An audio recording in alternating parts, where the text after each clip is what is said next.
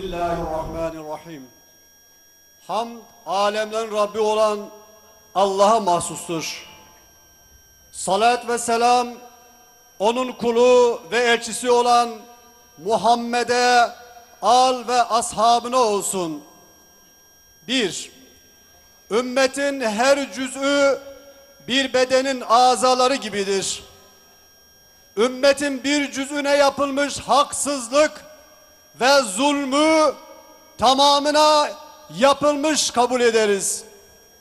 2. Diller ve renkler Allah Celle Celaluhu'nun ayetleridir. Farklılıklar Rabbimizin buyurduğu üzere tanışmak içindir. Farklılıkların tefrikayı körüklemek, üstün taslamak için kullanılması kabul edilemez. 3. Ümmetin her zaman olduğu gibi ittihada, birliğe, beraberliğe ihtiyacı vardır. Ümmet bir ve beraber olursa güçlüdür. 4. Müslümanlar kardeştir. Kavmi farklılıklarımız birbirimizi dışlamamıza, birbirimize karşı üstünlük taslamamıza sebep olmamalı. Mezhep farkımız birbirimize düşmanlık yapmamıza yol açmamalıdır. 5. İslam ülkeleri ve Müslüman toplumların nüfusları oranında temsil edileceği bir kurul oluşturulmalı. Bu kurul ümmeti ilgilendiren her konuda kararlar alabilmeli ve kurulun aldığı kararlar her İslam ülkesi ve toplumunu bağlamalıdır. 6. İslam aleminde huzursuzluğun asıl nedeni dış güçlerin İslam alemine müdahalesi ve işgalci Siyonistlere huzur temin etme hırslarıdır. Dış güçlerin İslam ümmetine müdahalesi son bulmalı, Siyonistlerin işgal ettikleri topraklardan çıkartılması İslam ülkelerinin öncelikli hedefi olmalıdır.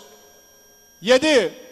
Müslümanlar şerde değil, hayırda yarışmalı, iyilik ve takva üzere yardımlaşmalıdırlar.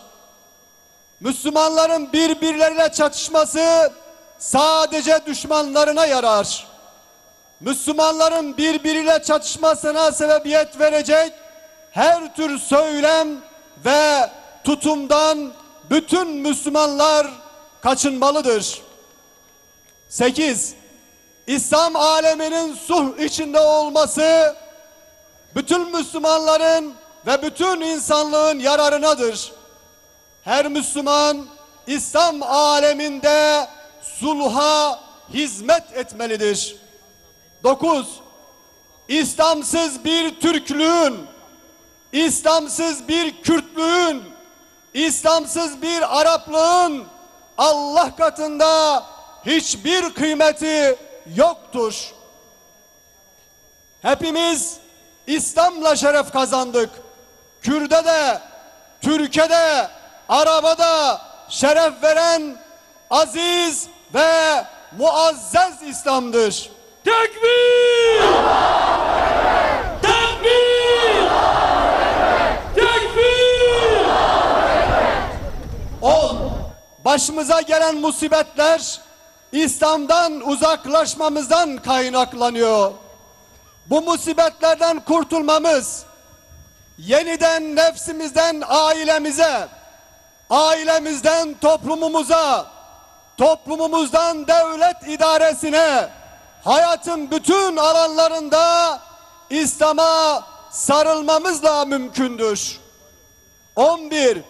Allah Celle Celaluhu her hak sahibine hakkını vermiştir.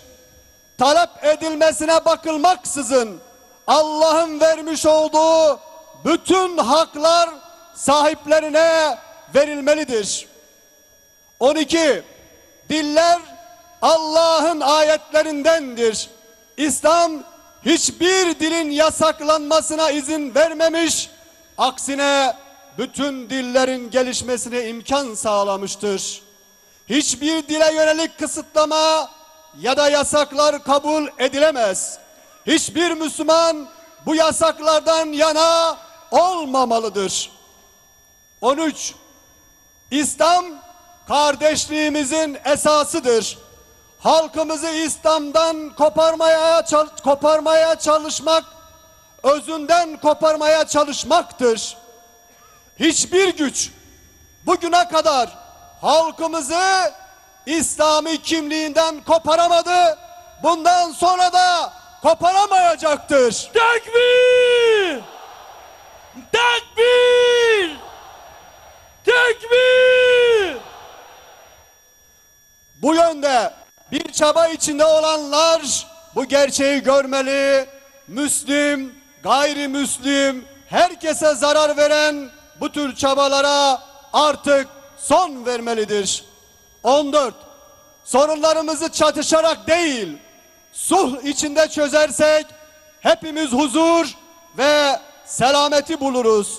Hepimiz öncelikle sulhtan yana olmalıyız.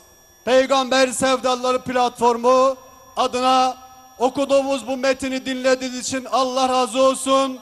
Allah hepinizin kabul etsin hayırlarını, ecirlerini inşallah ve tekrardan hepinizi Allah'a emanet ediyoruz.